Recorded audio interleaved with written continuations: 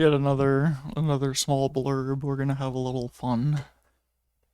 So I was on some Discord where there's like PC hardware enthusiasts talking, and AMD just they announced their new parts, right?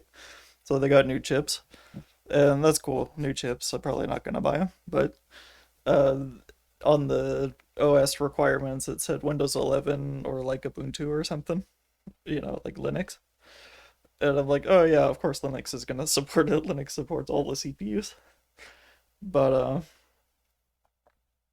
people were like, why isn't Windows 10 supported?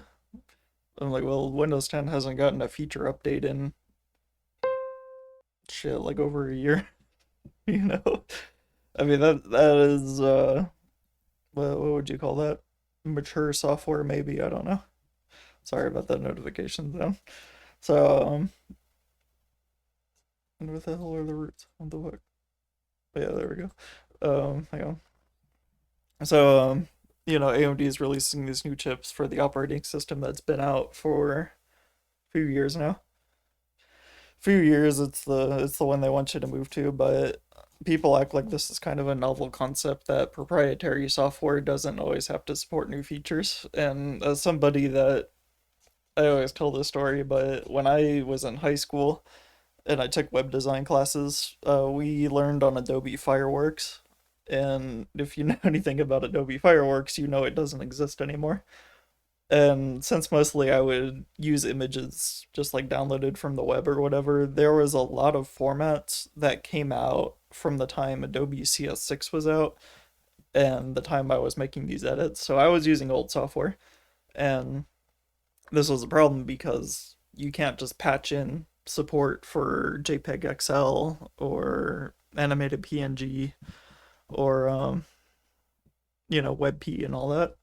And because of that, I had to switch over to GIMP or crack Adobe Photoshop.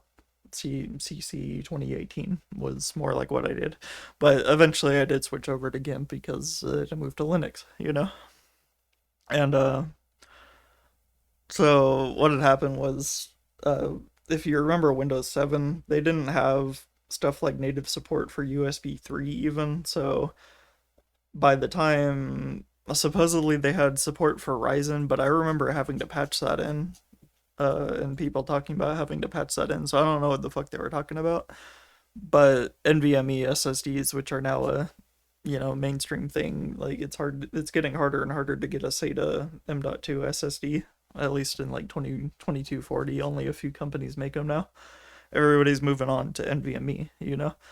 So if you were using Windows 7 and you had one of these new drives on a new motherboard, because like there was I remember back in Skylake, I think was the first time I saw like widespread adoption of M.2 slots. I think maybe my Gigabyte board had one, but it was hard to buy a M.2 SSD back then. And I don't know if they were NVMe yet or if they were still SATA. I think they were still SATA. I don't know. I don't really know.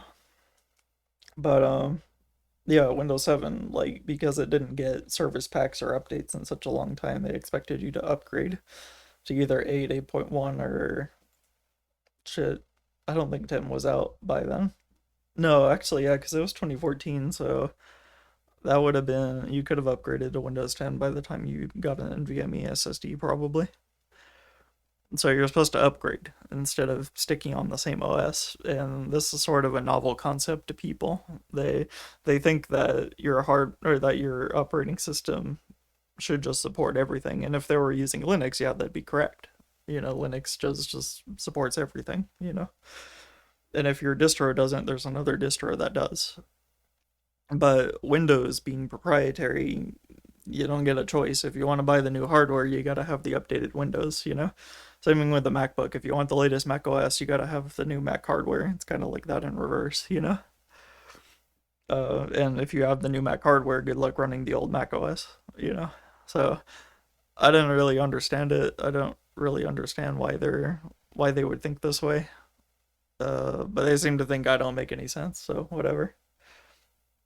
I don't know.